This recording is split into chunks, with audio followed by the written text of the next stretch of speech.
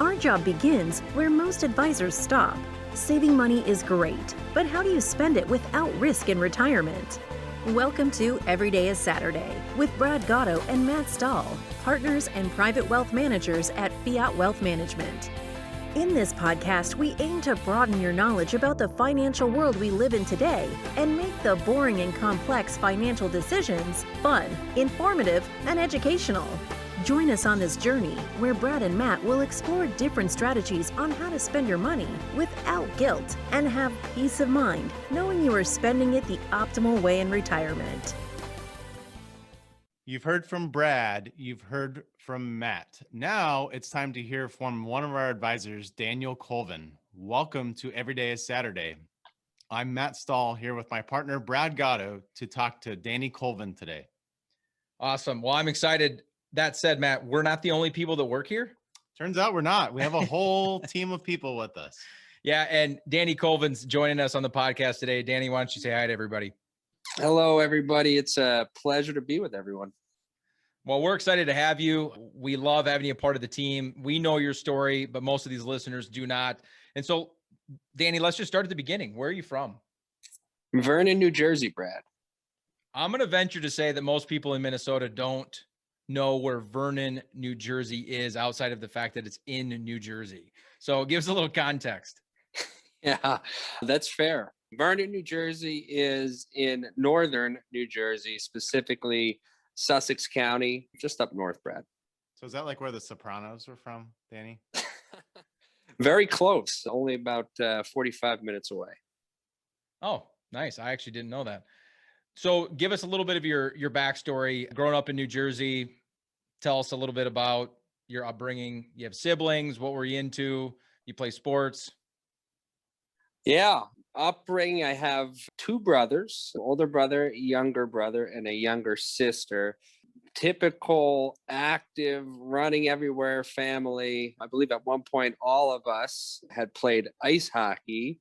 So Mom was very busy driving us around. What else? Yeah, just your typical. So Danny, I mean, I know that obviously we're in Minnesota now, and Minnesota is a hockey state, but New Jersey just doesn't strike me as a hockey state. I mean, is that true? I mean, how did you guys get into hockey out there? Oh, you're not wrong. I can vividly remember our first, kind of when we were growing up as mites, playing on a frozen tennis court in Pennsylvania. That was our ice rink growing up. Had the metal rails on it and everything. Nice. I don't know what a mite is. I'm from Iowa. Yes, we live in Minnesota, but what age is a mite? Oh, I'm gonna get laughed at. I think it's 7 or 8. I'm probably off. It's too far ago. The funny thing is, I thought that question was going to make me look bad, but I actually think it did the exact opposite. I think it made you look bad. It did. So other than playing hockey, where did you go after school? Like, how did you end up in Minnesota? Tell us a story from the time that you got out of school till you ended up here. Yeah, well, I mean, I guess school, I grew up on the East Coast going to school in Vernon, New Jersey. Hockey kind of took me on a different path, Brad. I had ended up going to prep school in Connecticut to play hockey there and study for a couple of years. And then from there, ended up getting the opportunity to play college hockey at West Point in New York. Wow. So you took the New Jersey hockey thing pretty seriously. Yeah. Well, that was kind of forced on me at a young age, thanks to my mom, but grateful for it. I want to hear what young Danny Colvin thought he was going to be when he was going to grow up. Oh man, that's a good question. I think hockey was kind of, was the ideal situation, but I'm a little too small and a little too slow to play hockey at that level. So had to go with my second choice, which was being a financial advisor. Come on, that wasn't your second choice. I don't know. I kind of growing up, I mean, hockey really was it, Brad. And then West Point getting there kind of automatically set me on a path where if the listeners are familiar, when you graduate, you automatically commission into the Army as an officer. So Sure. job choice aside, it made it pretty simple at that point, you can imagine. I want to hear more about West Point.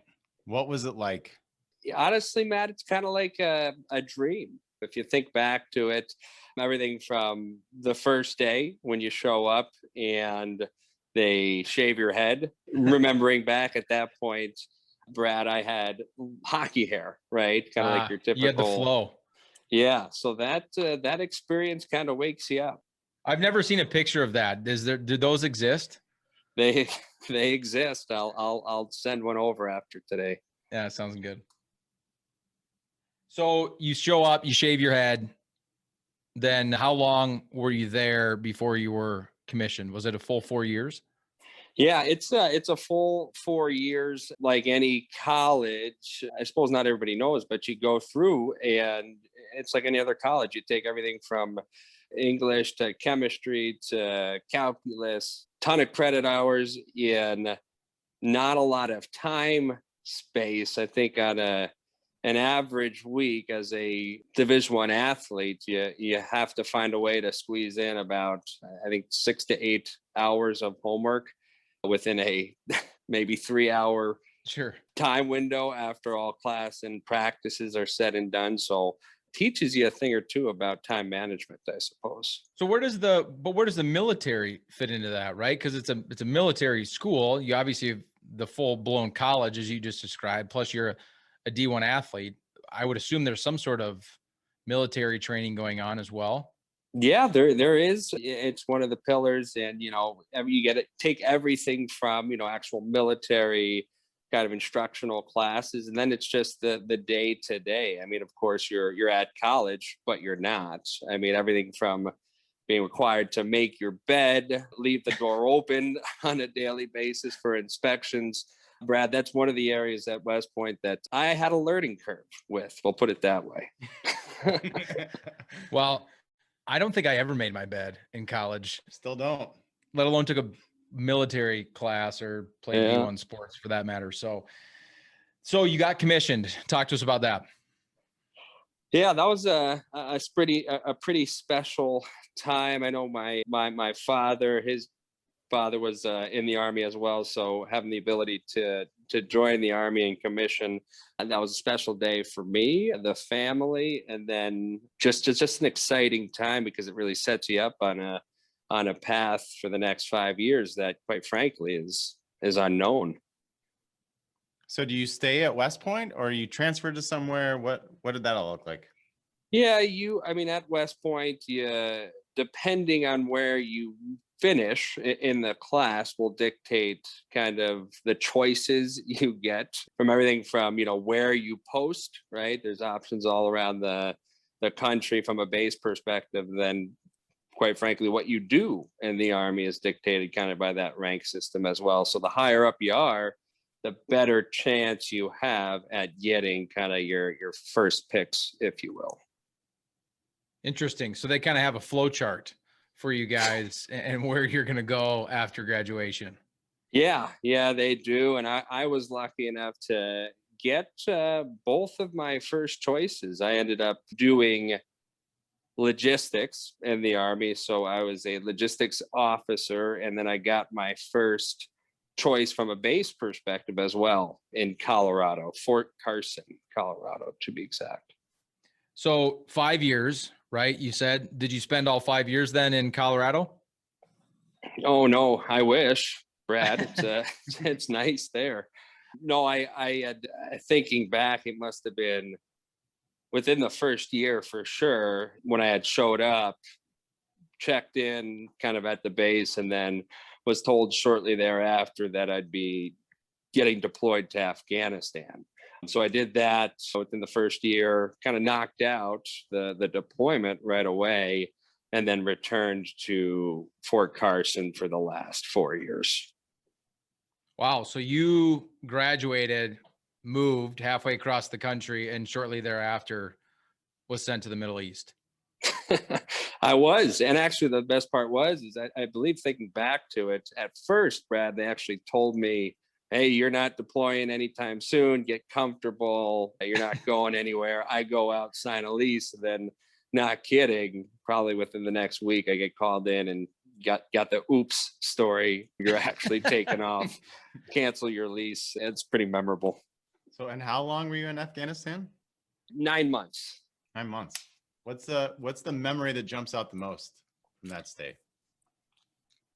You know, I don't know. That's a tough one. Other than the spiders. Oh, jeez. That's what I remember you talking about. I don't, the memories, it's just being inserted into, quite frankly, a whole different world. Everything from the day to day, dealing with the heat, kind of dealing with the new schedule, the unknowns, just a lot. It's tough to identify one thing.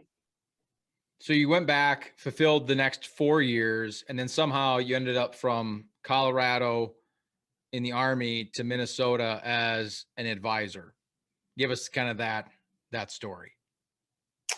Yeah, I had a general idea of what I wanted to do after the Army. I kind of always liked finance, and there's stories kind of within my career of how I grew to kind of enjoy it. In the Army, I quickly realized, and I suppose found out, that financial planning and financial issues are relevant in any career. Whether you're a soldier or somebody working at Target, having the ability to manage your finances is important. And quite frankly, I would argue impacts how you perform in your individual career if it's not a distraction or something that is hurting you or your family. So kind of coming to that realization in the Army, helping people financially, I kind of dictated, hey, I might want to look into this and do it as a career.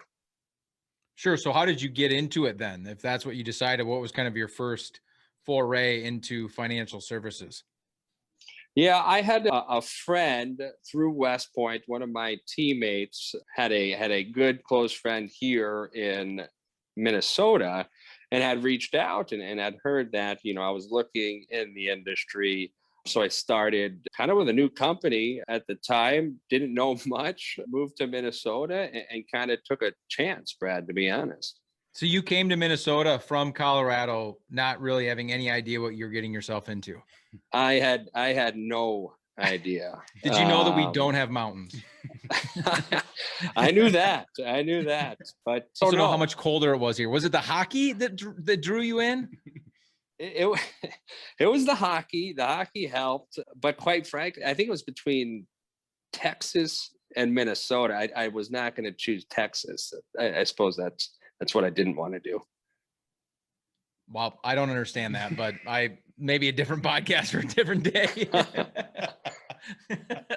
So how long have you been in Minnesota now, Danny? Yeah, I arrived in 2017. So coming through 4 years now, hard to believe. And so you joined us here at Fiat in January of 20, right? Yep. Matt? Yes. January 2020. I want to hear your account of first meeting us. I want you to hear your story. How you first met us and how this all came about. You gotta do it to me, huh, Matt? That's fine.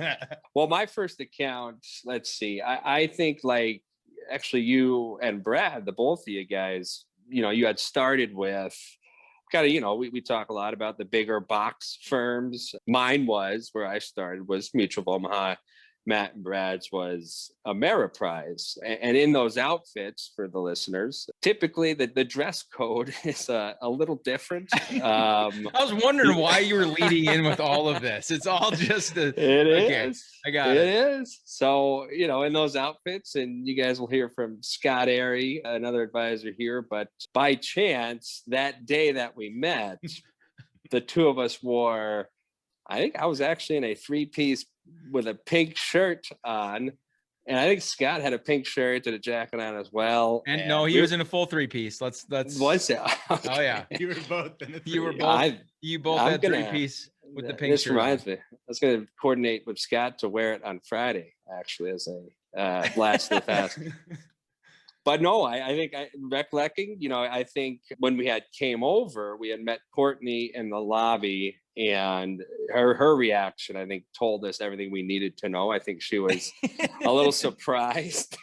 And then we looked in the offices, and I think we saw Matt, and I think it was jeans and a jean jacket, perhaps. I don't know what he was wearing, but that's the Canadian tuxedo. That's a safe bet of what he was wearing. I mean, the good news is Matt and I are big on culture, and we looked past the matching 3-piece suits and pink shirts, and here we are today. So Danny, for the listeners, tell them what you enjoy the most about your job. What kind of drives you as an advisor? What makes you get up in the morning and enjoy what you do?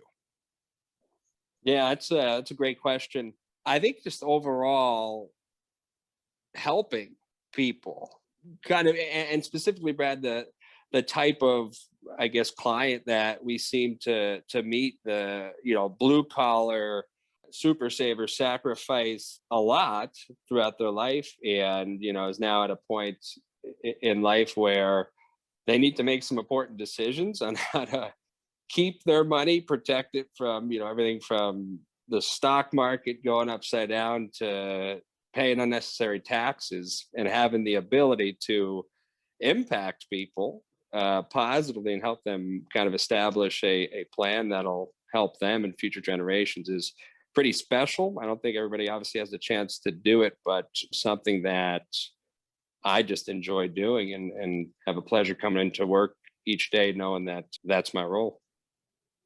Yeah, everybody's life impacts them, and as you grow up and the things that you went through, you obviously have some really big things in your past that I think I see on a day-by-day basis that make you a good advisor. But looking at your upbringing with hockey and being a D1 athlete, going into West Point, and then your military experience, what would you say is kind of the one or two things that you pull from those experiences that are most beneficial to your job now as an advisor? Yeah, I think, I think it's discipline, and you kind of parlay that into accountability, where I think through West Point and through some of these life experiences, I've just come to learn the importance of having a structure, having a routine, and just being accountable overall. And I think, and working with clients and, potentially new clients, the one thing I think I'm really good at is being there no matter what. Not if I don't know the answer, being transparent and admitting that, and mentioning that of course we have the team to support, but just always being there and being on the spot for folks, because again, we're in a career and a profession where people need us, and what we do is important. Yeah, absolutely.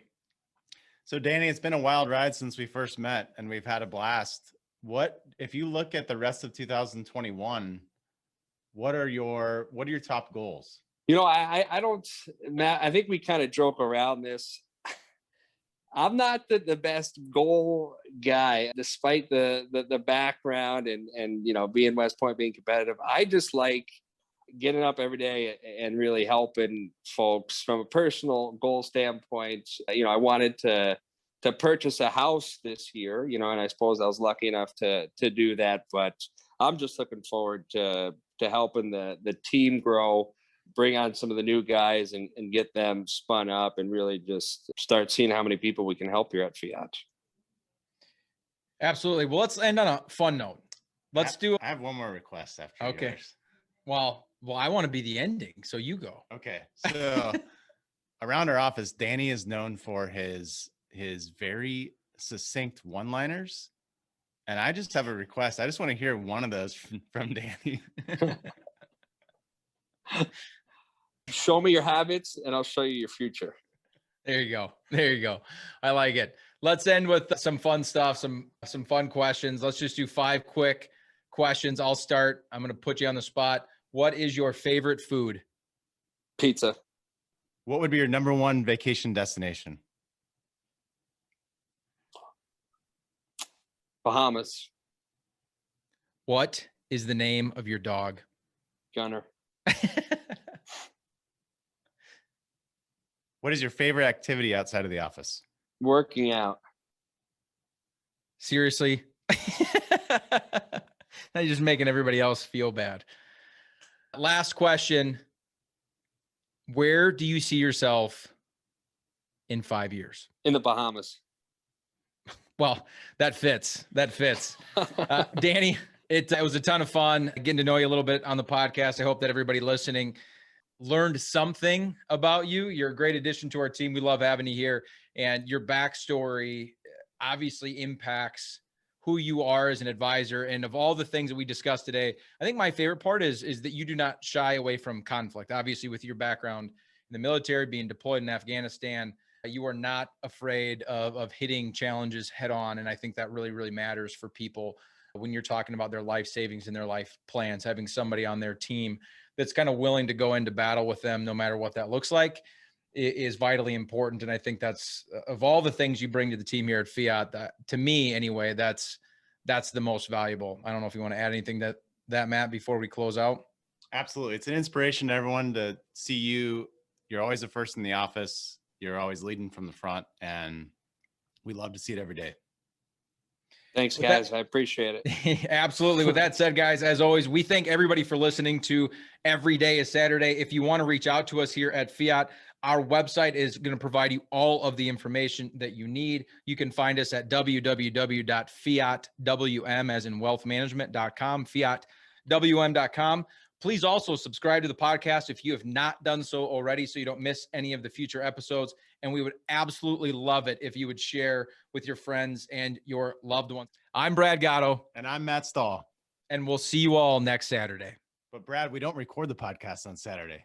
Matt, how many times do I have to tell you? Every day is Saturday. Thank you for listening to Every Day is Saturday. Click the subscribe button below to be notified when new episodes become available.